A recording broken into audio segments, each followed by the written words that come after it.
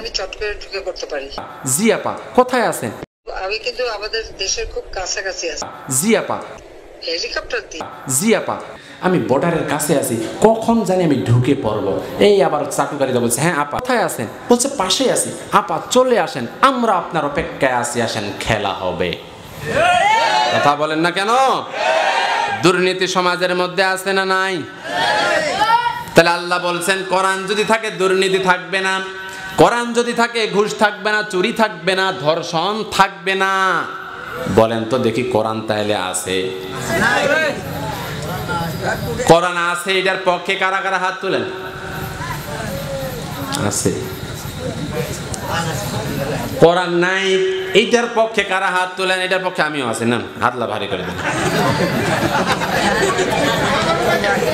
এবার কোরআন আছে কেমনে করে বুঝেন? কোরআন আছে মসজিদের মধ্যে, জোরে বলি ঠিক কিনা? কোরআন আছে মসজিদের মধ্যে, কোরআন আছে আমার মায়েরা সুন্দর করে আলমারির মধ্যে শোকেসের উপরে সুন্দর করে গিলাপের মধ্যে রাখছে, এই জায়গায় কোরআন আছে। আল্লাহ বলছেন এই কোরআন তোমাদের জুতার মতো আমি ওই গলায় ঝুলার জন্য রাখি নাই, আমি এটা তোমাকে নিয়ে যাওয়ার কথা বলেছি সংসদের মধ্যে। কথা বলেন ঠিক কিনা? তাইলে বলেন তো দেখি কোরআন আছে? ওই মসজিদে আছে। বুঝেন এবার, বুদ্ধিমান কৃষক যারা জমিতে পানি দেওয়ার আগে আইলটা সুন্দর সঠিক করে বাঁধে, তারা হাতেও বসানো হয়। পাইপ যদি জার্মানির হয়, পুকুর ভর্তি দিঘি ভর্তি পানি তুললেও পানি থাকবে না অতক্ষণ, জমির আইলটা সঠিক করে বাঁধবেন না যতক্ষণ। ঠিক না? আইল যদি কাটা থাকে সারাদিন পানি দেন, পানি বের হয়ে যাবে। কোরআন দিয়া যদি বিচার ফায়সালা করা হয়, সংবিধানের মধ্যে যদি আইন পাস করা হয়, সমাজে চুরি বন্ধ হয়ে যাবে। এবার আসুন, আল্লাহ তাআলা বলছেন কোরআনের মধ্যে সব আইন আছে। কোরআন যে আছে এটাকে যে কার্যকর করতে হবে, ক্লিয়ার একটা উদাহরণ নেন। শুধুমাত্র কোরআনটা লেখা আছে, কথা বলেন ঠিক কিনা? বাস্তবে আমল করা লাগবে, না হলে সমাধান হবে না। এইটা হলো একটা কাগজ, জোরে বলে কি? আওয়াজ দেন। এই কাগজের মধ্যে আমি লিখে দিলাম আগুনে জ্বলতেছে, এই পাশে লিখে দিলাম পানিতে ভিজতেছে। যাদের ন্যূনতম ব্রেন বুদ্ধি আছে বলেন তো দেখি, এই কাগজটা কি জ্বলে গেছে? জ্বলছে? এই কাগজটা কি ভিজে গেছে? হ্যাঁ, বুঝে শুনে বললেন জ্বলে গেছে। তাহলে যাদের ন্যূনতম মেধা আছে একটু বলবেন কি, যদি আমি এই কাগজটা জ্বালাতে চাই তাহলে করব কি ভাই? আগুনের মধ্যে ফেলে দিতে হবে অথবা আগুন লাগাই দিতে হবে। কথা বলেন ঠিক কিনা? আমি পানিতে যদি ভিজাইতে চাই তাহলে এই কাগজটা পানির মধ্যে ফেলে দিতে হবে, তাহলেই সেটা ভিজবে। ঠিক কিনা? ঠিক। আল্লাহ তাআলা বললেন দুনিয়ার মানুষ এতটুকুই বুঝো না, লেখা আছে আগুনে জ্বলতেছে, লেখা থাকলেই হবে না। যদি জ্বালাইতে চাও তাহলে আগুন লাগাই দাও, তাহলেই জ্বলবে। যদি ভিজাইতে চাও লেখা থাকলেই হবে না, ওই পানির মধ্যে ফেলে দাও তাইলেই ভিজবে। কোরআনের মধ্যে সব সমস্যার সমাধান আছে, লেখা থাকলে হবে না। আগুন যেমন জ্বালায় কার্যকর করে দেখাইতে হয়, কোরআন ঠিক সংসদের মধ্যে গিয়ে কার্যকর করে দেখাতে হবে। এ পর্যন্ত বুঝছেন? কারা হাত তুলে একটু ক্লিয়ার? হাতগুলো নামাই। তাহলে কি বুঝলাম? কোরআন কার্যকর করে সংসদের মধ্যে দেখাই দিতে হবে। কথা বলেন ঠিক কিনা? এটাতে সকলে একমত। আমরা আল্লাহকে বললাম আল্লাহ তোমার কোরআন মানাই লাগবে কেন? বলার দরকার আছে না? কোরআন যে মানবো, মানবই যাবা কেন? কিছু ভালো লাগলে এটা করবো, যেটা ভালো লাগলে এটা করবো না।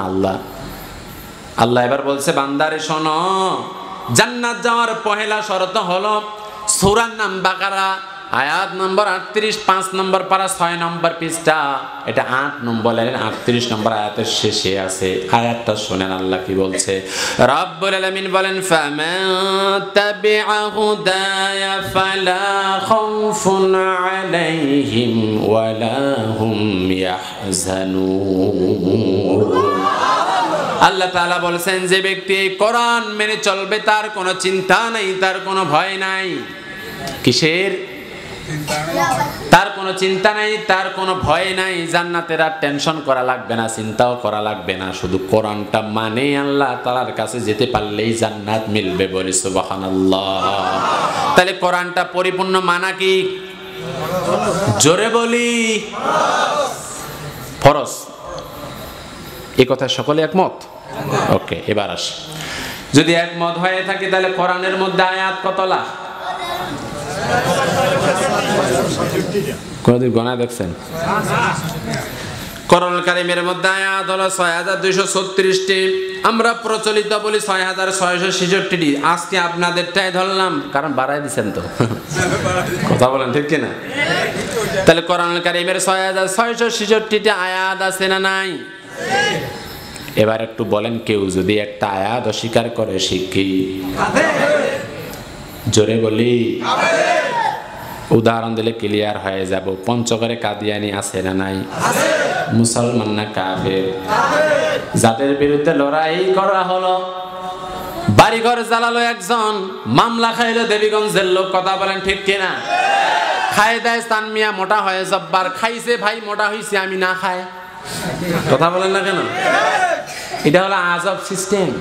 ভাই খাবি আমি না খাই চুপচাপ বসে থাকবো, আর হয়তো খালি আমি মোটা হবো বারে, এই সিস্টেম আমার দেশে আছে, কথা বলেন ঠিক কিনা? আমরা সেগুলো বাদ দেওয়ার চেষ্টাই করতেছি এখন, কথা বলেন ঠিক কিনা? তাহলে কাদিয়ানিরা কাফের না মুসলিম? দলিল কি? দলিল হলো সূরা নাম আহজাব। মনোযোগ সহকারে শুনেন বা মোবাইলে রেকর্ড করে নেন। সূরা আহজাবের 40 নম্বর আয়াত, রব্বুল আলামিন বলেন, মা কানা মুহাম্মাদুন আবা আহাদিম মির রিজালিকুম ওয়ালাকির রাসূলুল্লাহি ওয়া খাতামান নাবিয়্যিন। আল্লাহ তাআলা বলেন, মুহাম্মদ সাল্লাল্লাহু আলাইহি ওয়াসাল্লাম কোন প্রাপ্তবয়স্ক পুরুষ সন্তানের পিতা নয়, বরং তিনি আল্লাহ তাআলার রাসূল এবং সর্বশেষ, জোরে বলেন সর্বশেষ নবী, সর্বশেষ। কাদিয়ানীরা আমার নবীকে তারা রাসূলও মানে নবীও মানে। যাই দেখবেন আমার বাসা ব্যাংহারি, ওখান থেকেই কাদিয়ানীরা ওই ইউনিয়নেই লেখা আছে গেটের মধ্যে, লা ইলাহা ইল্লাল্লাহু মুহাম্মাদুর রাসূলুল্লাহ সাল্লাল্লাহু আলাইহি সাল্লাম বললেন না, সাল্লাল্লাহু আলাইহি সাল্লাম বলা ওয়াজিব। ওরা রাসূল সাল্লাল্লাহু আলাইহি সাল্লামকে রাসূল হিসাবেও মানে, নবী হিসাবেও মানে, কিন্তু শেষ নবী হিসাবে তারা মানে না। কিন্তু খ আলিফ খাতামান নবীন, খ আলিফ তামিম অক্ষর মাত্র 4টা। জোরে বলি কয়টা?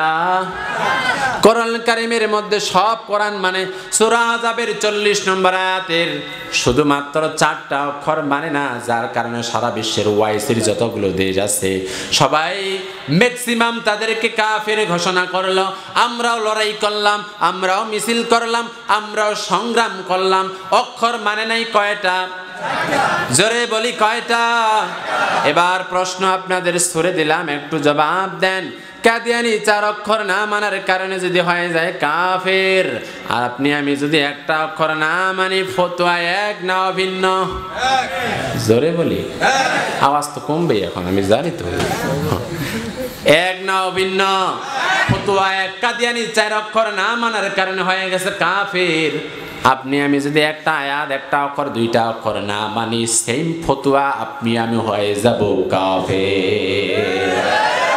বুঝে শুনে বলেন, সামনে কিন্তু খেলা আছে, ঠিক আছে তো?